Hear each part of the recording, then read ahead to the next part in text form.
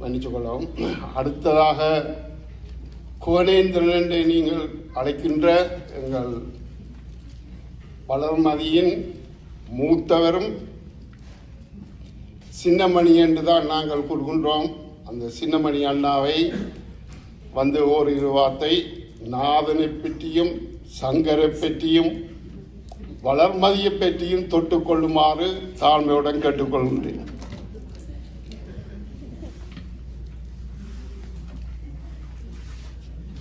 அண்ணே, நீங்க இருந்து இல்லை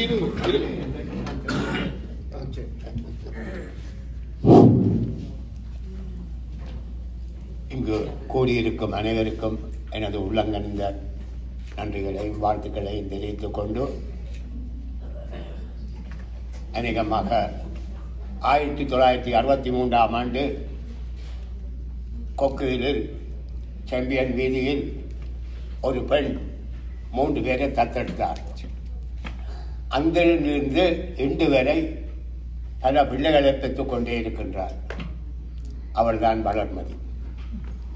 அந்த வளர்மதியில் 3 பேர் கிரிக்கெட் அடித்ததை பெருசாக சொன்னாலும், அந்த வருடமே நடந்த விளையாட்டுப் போட்டிகளில் அங்கு இருந்த பாலர்களிலிருந்து இளைஞர்கள் வரைக்கும் பங்கு பெற்றினார்கள்.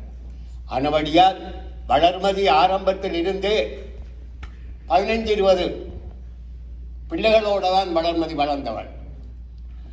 காலத்துக்கு காலம் பிள்ளைகளை பக்குவப்படுத்தி எடுப்பதில் வளர்மதி மிக சிறந்தவள். என்றும் வளர்மதி என்றால் ஒரு நாணயம் இருக்கிறது, ஒரு பக்குவம் இருக்கிறது, அவர்களுக்குள்ள ஒரு உறவு இருக்கின்றது. இன்றைய இதில் கனவேர் சின்னமணி அண்ணி என்று கதைக்கிறார்கள். எனக்கு அது யார் என்று தெரியும். அது யாரெண்டா வளர்மதியை கத்தெடுத்த பிள்ளைகள். அப்போ இன்றைக்கு எங்களுக்குள்ள ஒரே ஒரு உறவு பாலம் வளர்மதி. அதை நான் பெருமையாக சொல்லுவேன். நான் ஒரு 10 வருஷம்தான், 63 70 வருஷம்தான் நான் ஊரில் இருந்திருப்பேன். அதுக்கு பிறகு அன்றிலிருந்து அன்றைக்கு நாங்கள் கடமத்துவம் தாங்கினாலும் அதை கட்டிக்கு இழுத்தது அங்கே இருந்த பையன்கள். நாதன், சண்முகதாஸ், ராமநாம திட்டமான், என்னடா நாதன், சத்தி, அப்படி ஒரு கொஞ்சம் பேர் விளையாட்டுக்கு வர ஆக்கள் தான் அதை பற்றி கட்டு. இதுக்கு மேலான சொன்னால் பெரும்பான்மையான எல்லாரும் தமிழர் கட்சிக்கார், நாங்கள் ஒரு சிலர் காங்கிரஸ் கட்சிக்கார். ஆனால் அடிபட்ட நாங்களோ, சண்டை பிடிச்ச நாங்களோ, அரசியல் பற்றி கதைச்ச நாங்களோண்டா இல்லை. ஏன்? நாங்கள் வளர்மதியின் பிள்ளையார். அந்த வளர்மதிக்கு அப்படியான ஒரு பக்குவம் இருக்கு.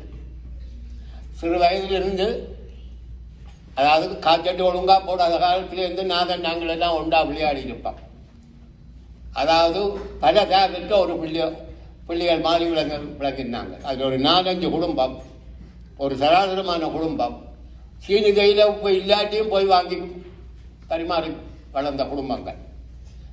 தங்கமணி அக்காண்டா இன்றைக்கு மக்களுக்கு அக்கா தான்.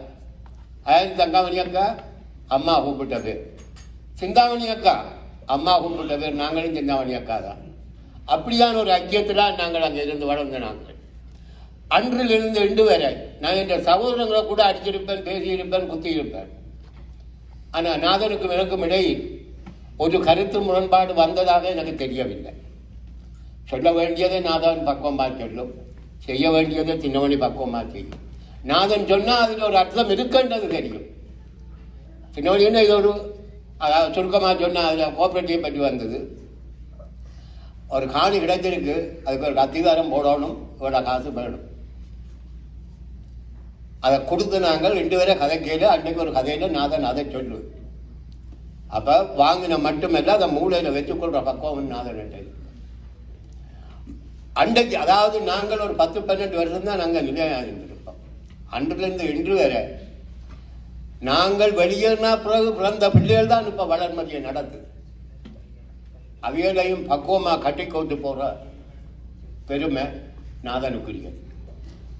அதாவது நான் வடிவாக சொல்கிறேன், நான் தமிழனா பிறந்தவனே ஒரு நேர்மையான சர்வாதிகாரி வழிநடத்தலாமே ஒழிய பரந்துபட்ட அரசியலில் ஒற்றுமையாக வாழ தெரியாதவன். ஆனால் அதுக்கு எதிர்மாறாக அன்றிலிருந்து இன்று வரை போட்டி பூசல் பொறாமை இல்லாமல் வளரும் ஒரே ஒரு அமைப்பு என்றால் அது வளர்மதி தான்.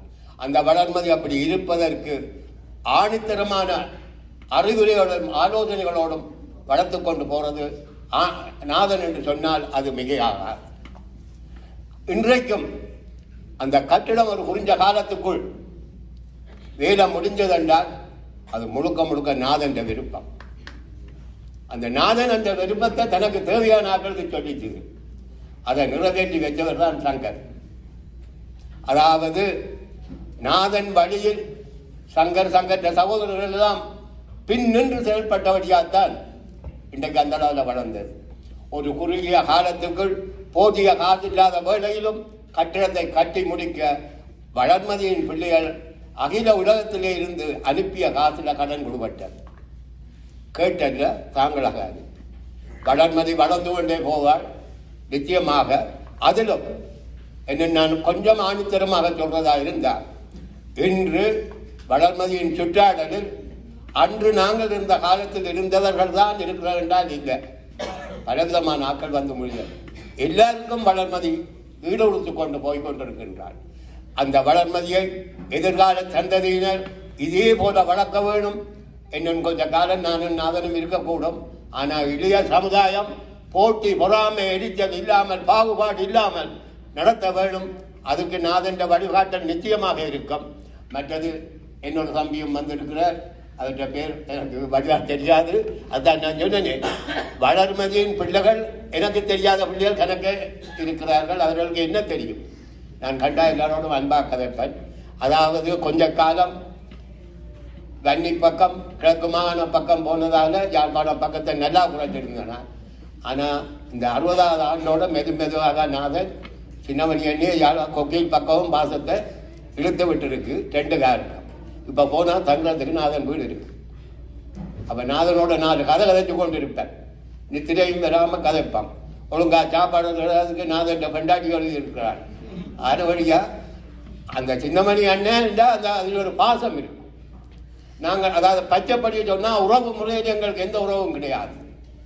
அதாவது உடன் பிறக்காத சகோதரங்கள் மாதிரி தான் விளங்கினோம். எந்த வீட்டு ரகசியம் எதுவும் நாதன் ரஞ்சிக்கு தெரியாமல் இல்லை. நாதன் வீட்டு ரஞ்சின்ற ரகசியங்கள் ஒன்றும் எங்களுக்கு தெரியாமல் இல்லை. அதாவது நாதனை பற்றி ஒன்று சொல்ல ஒன்று நான் ரஞ்சி பக்குவமாக சொல்லும். நாதன் ஒன்றும் சொல்லாது. ஆனால் அதில் எல்லாத்தையும் சேர்த்து நாங்கள் இன்று வரைக்கும் ஒரு தான் பிள்ளைகள் மாதிரித்தான் வளர்றோம். அது தான் யாரெண்டா வளர்மதி. அதை நீங்கள் எல்லாரும் சேர்ந்து கட்டி காக்க வேண்டும் என்று கேட்டு விடைபெறுகின்றேன். நன்றி.